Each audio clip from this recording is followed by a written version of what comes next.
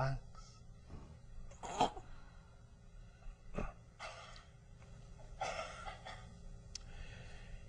If you wish now, for a while, we may have sharing interaction. Hi, Bashar. And to you, good day. First of all, Raven asked me to send you her love. All right. Our love as well, in return.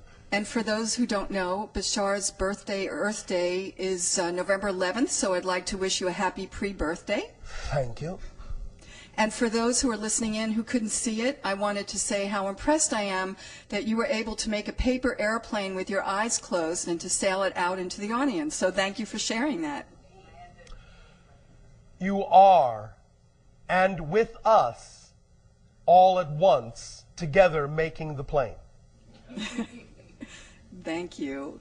And thank you so much for this weekend and for this information you're sharing, because it really resonates with me where I am in my life right now. And I feel I've come so far in the 23 years that I've been with you. All right. First of all, last time I interacted with you, I shared how I was driving a very old car and very nervous about it. Yes. And shortly thereafter, I was able to get a new car. All right. And I was able to manifest other material things in my life. Yes. My organization, Create Now, is making great progress and strides. All right. And I've been following your lesson that it's taken me all these years to learn, That's which is to surrender. Yes. And thank you. Why? Why does that work? I'm trusting. Simple. Okay. Why does that work? Because I know. Because those things exist within you. They're not things that exist outside of you, really. So the idea of the law of attraction is not so much literally that you're attracting things to you from outside. It's that you, yourself, recognize those things are already within you as part of your definition of being. You follow me? Yes. Attraction is really just awakening to what's already within you and allowing yourself to know that they are part of the definition of who you are. So thank you. And so when I feel those moments of anxiety or fear, Yes. then I need to just focus on the I am and the knowing and to let go and surrender for the anxiety. Why not? That's great. That's great information, and I plan to use it. Oh, all right, but you don't even have to plan it, you just do it. I'm doing it. Thank you. Thank you so much. And I was also pleased that, over the years my friends have teased me that I'm always asking a million questions. And I didn't really have any compelling questions to ask you. I've just felt I needed to share. As we have said, you do not need questions to communicate with us. You can always make statements if you wish. Thank you. Thank you. But last night we were discussing with Darryl, the channel, the idea of your relationship with him as a future self. Yes. And we had as a group a question about whether genetics are involved with that. Because you're a hybrid entity and a future self, are Darryl's genetics a part of you as well? Yes. And is there anything else you can elaborate on that? At the end of this transmission today, after your break, we have a little story surprise. Wonderful. Thank you so much. Thank you for the synchronous introduction. Hi, Bashar. And are you good day? At the beginning of the meditation, I was staring at the crystal before we closed our eyes, and I felt like I had this strong image talking about this knowing sense, and when you were mentioning about dropping the veil, and yes. Of the facets of the crystal being this representation of all of our parts and selves and thoughts and ideas. And I want to talk and take that knowing idea and talk about the idea of how you've often said that we can't really meet you, at least at this point, in person, because we would feel fractured. And I feel like those two ideas are connected. Yes. And I got that strongly, and I got the idea And when you mentioned the film frame about the focus, yes. I'm looking for a bridge here in terms of being able to be closer to being more cohesive and, I don't know how to say this, connected within myself, to be able to be closer to the idea of meeting you or people like you, or being my better self or my more whole self. All right. First of all, remember that what we have also already said is that many of you have actually physically already met us. You just don't remember. Physically. Not physically. Okay. Not in dreams. Do you remember when we talked about encountering the race we called the Thuk? Yes. And how their special quality was that as long as you were talking to them and facing them, everything seemed normal. But as soon as you turned away, you completely forgot you had had that conversation with them at all. Yes. Well, we have learned a thing or two from them.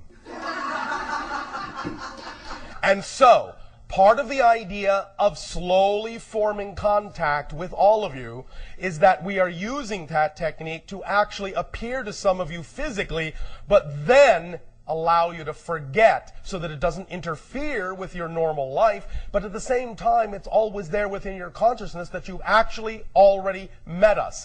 So the more you start to remember that you have already met us, the more you allow your imagination to play with the fact that you've actually already met us, the sooner you will remember you have met us, and the sooner you will create the appropriate state in which to meet us again without forgetting.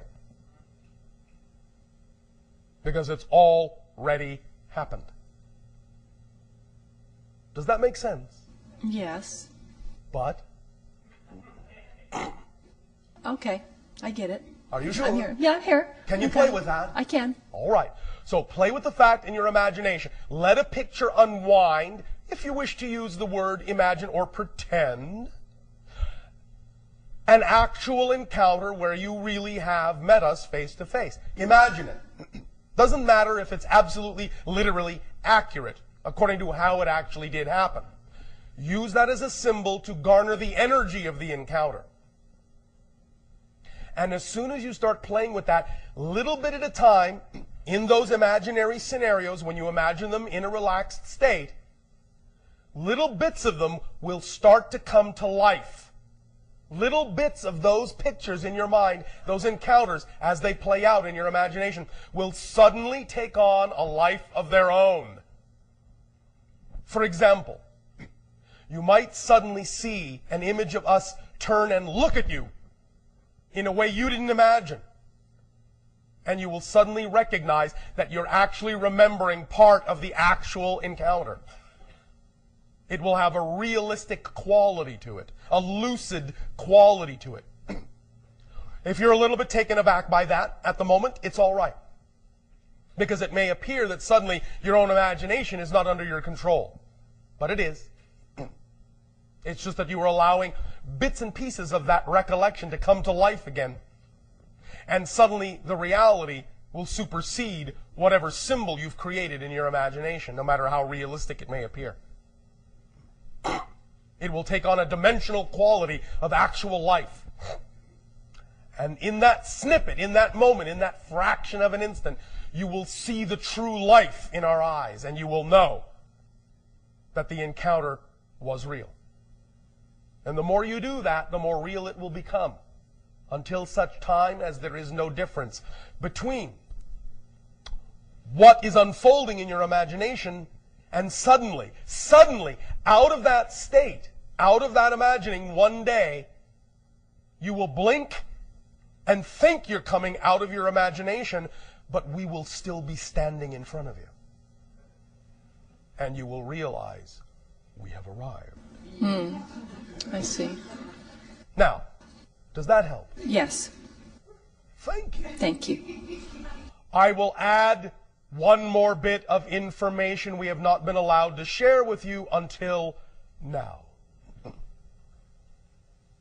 As we have said, we will not be the first hybrid species to interact with you openly. The first will be those that are more representative of the immediate time frame closer to yours, that represents the creation of the hybrid children from your own genetics, your own family coming back. And we have mentioned that some of the sightings you have had, such as the one known as the Phoenix Lights, are the ships of the hybrid species that will be the ones to make first open contact with you. Some of this information about them will appear in the story we're going to tell you after the break. All right? Thank you.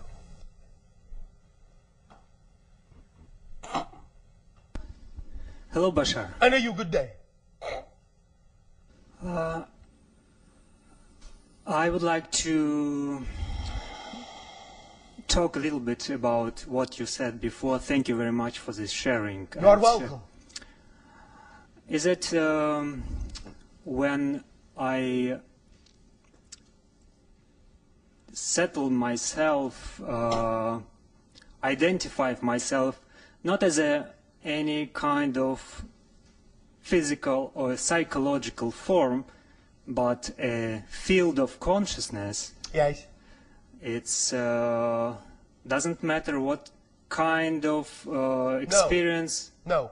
In fact, it doesn't even require that. When you say, I am, it doesn't even require any kind of representation to go along with it at all. So you're staying just at this field, and that's it. It doesn't matter. You're not even necessarily a field. You don't even have to think of yourself as a field of consciousness. You are literally the 0 point. I am. It doesn't even have to be represented as a field. A field is a secondary manifestation. 0 point doesn't experience itself as a manifestation of anything other than its own existence. So, in a sense, it's closer to non-existence, to the. It is as close as possible as you can come to the concept of non-existence, because you cannot become non-existent. But it's as close as you can get within existence. Yes. Okay. It is the very 0 moment of existence itself, the very essence of existence itself, the I am realization. Okay. Does that help? Yes, very much. Thank you. And another question: you told that in spirit you can have some kind of individual. Yes, of course. Conscious existence. So, is it individuality in the sense of 0 point, or it's something different? No, it's something different.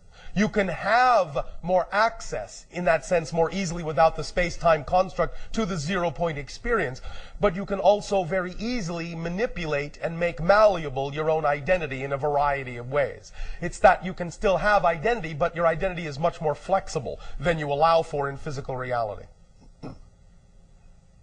Does that make sense? Yes. Thank you. Thank you very much.